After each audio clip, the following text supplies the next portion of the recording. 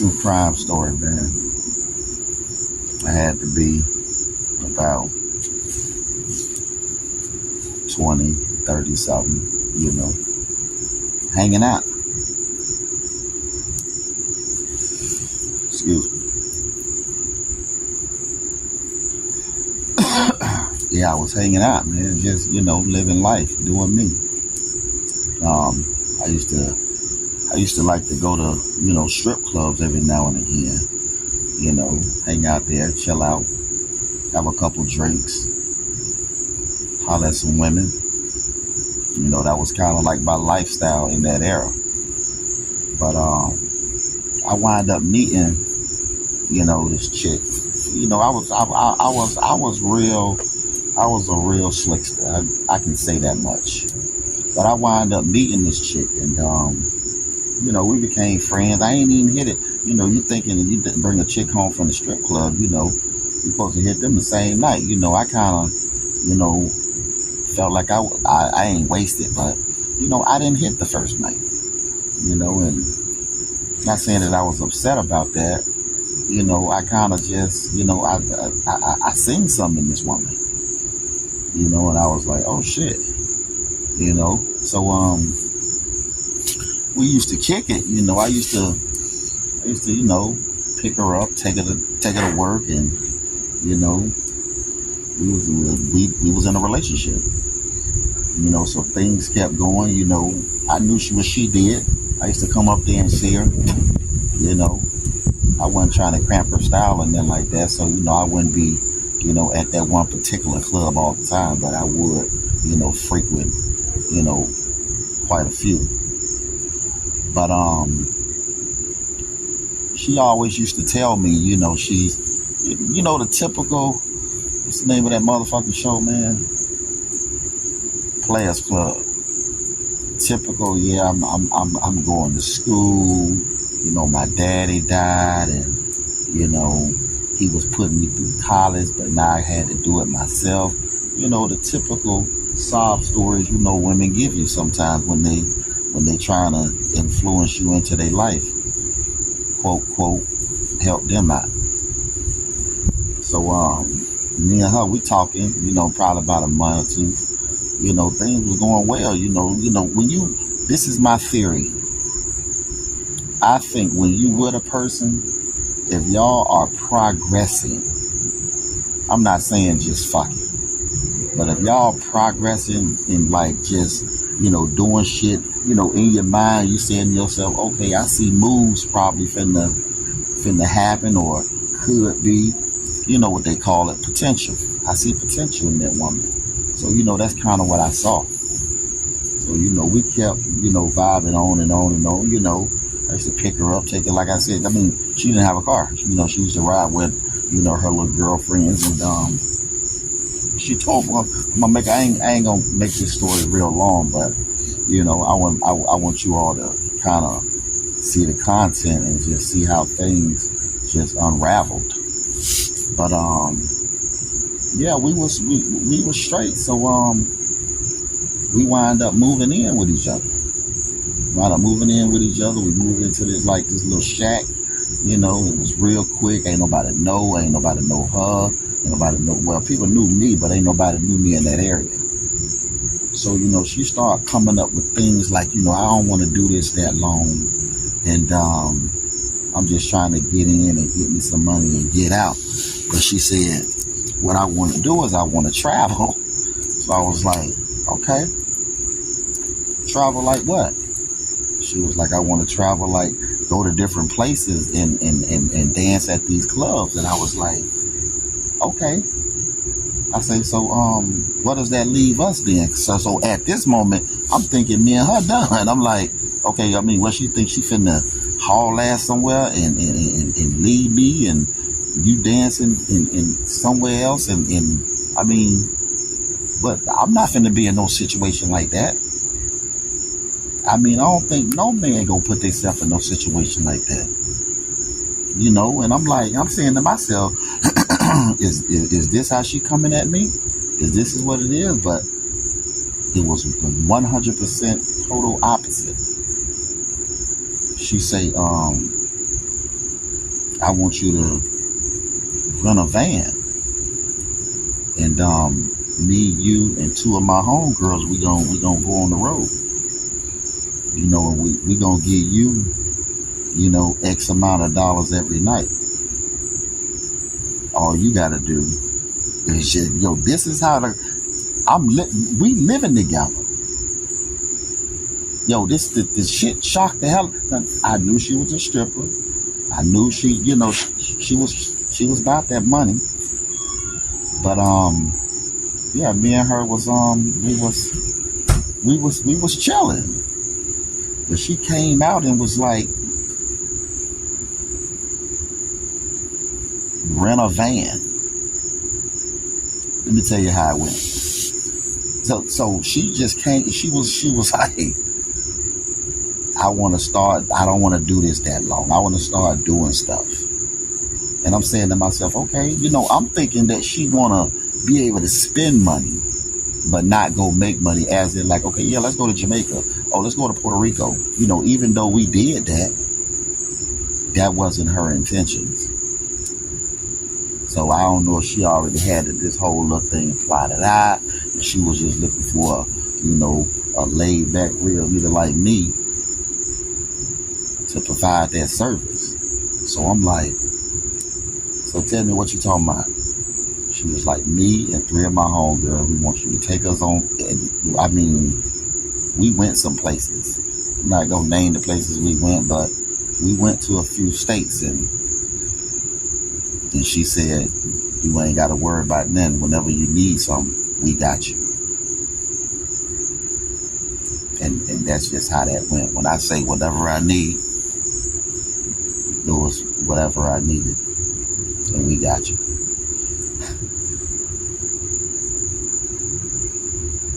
I'm gonna pause for a second, because if I'm lying, a motherfucker flying.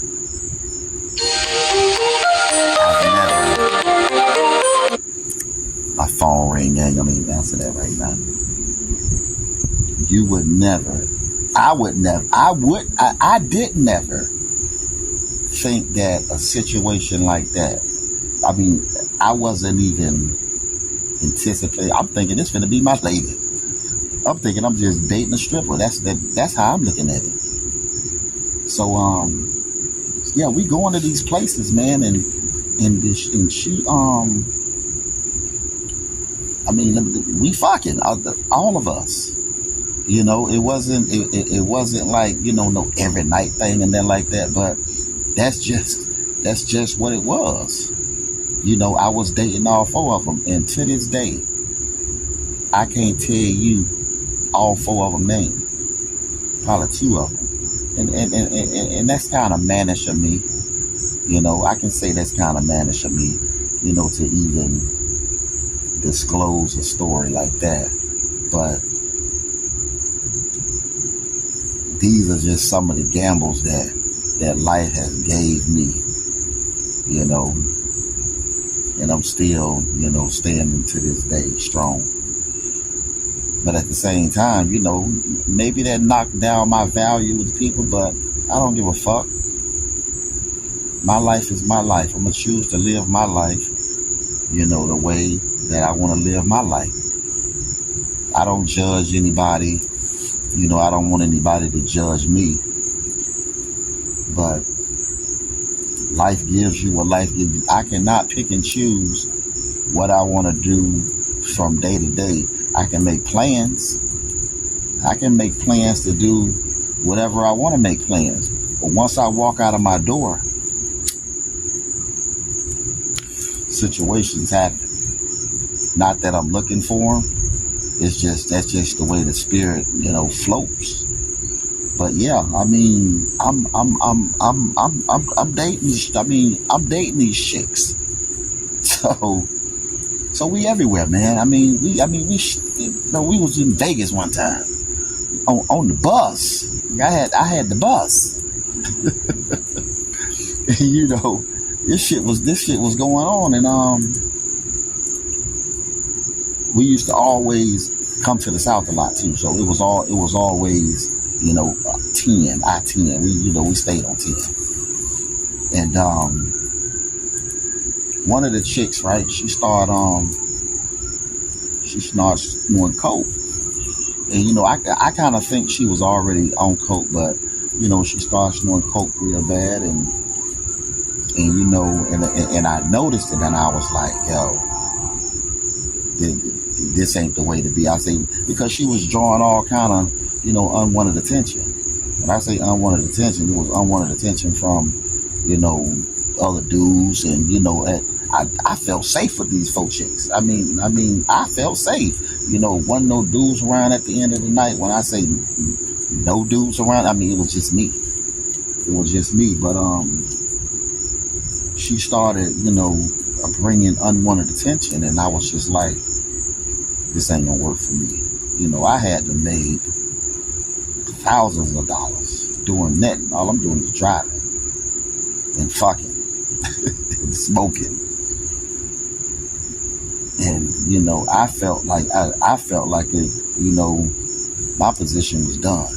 So I just told chick, I was like, yo, I'm ready to head back. She was just like, why? She was just like, okay, let's stay out here for 2 more weeks. And I'm like, nah. It was that uncomfortable, I really didn't want. It was really that uncomfortable. I need to take this phone call. I'm going to pause this video real quick, 2 seconds. Sorry about that. But yeah.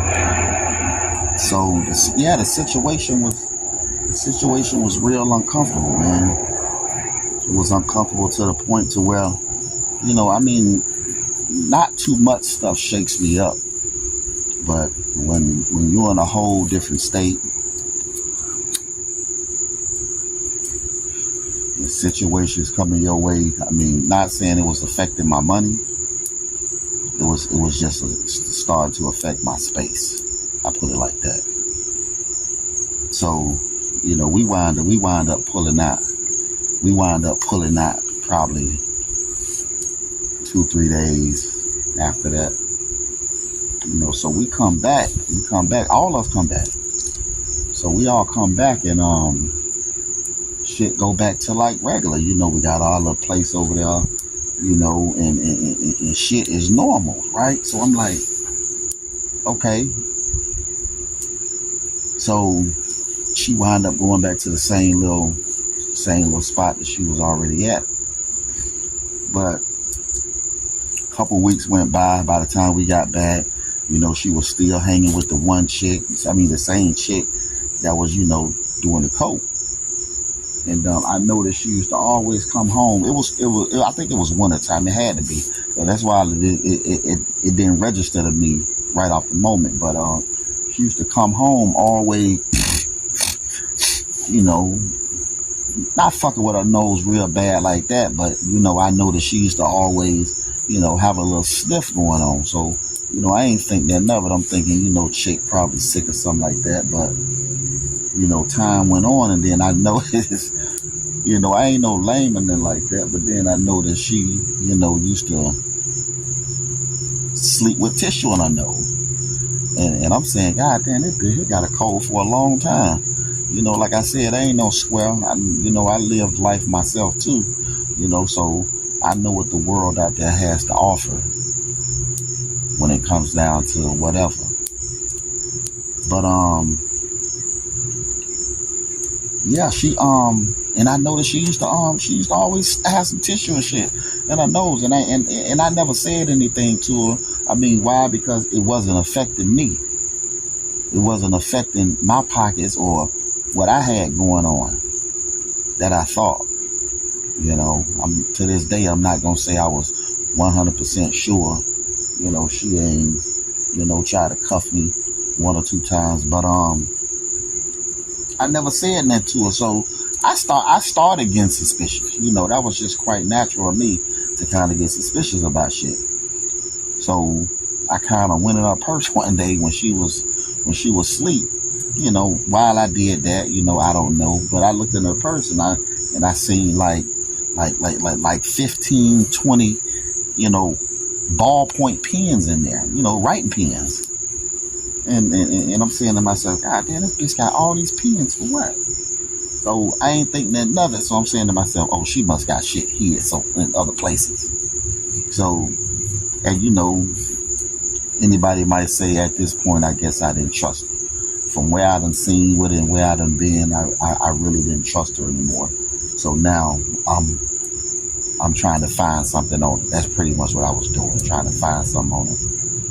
But yeah, I went in her purse again, and I seen all these pens, and I kind of opened one up, and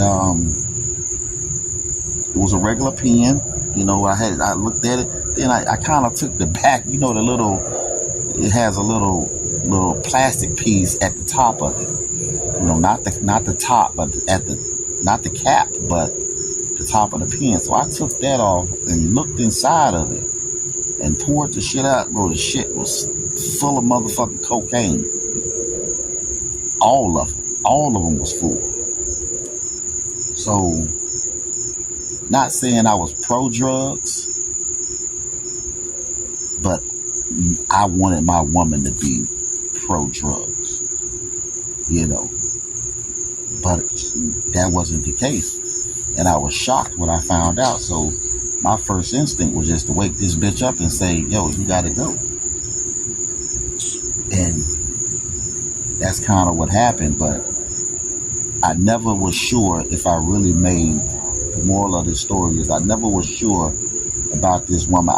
Because the way she threw me, I never was sure whether I made the right decision to keep her or let her go. Like I said, everything she did never affected me.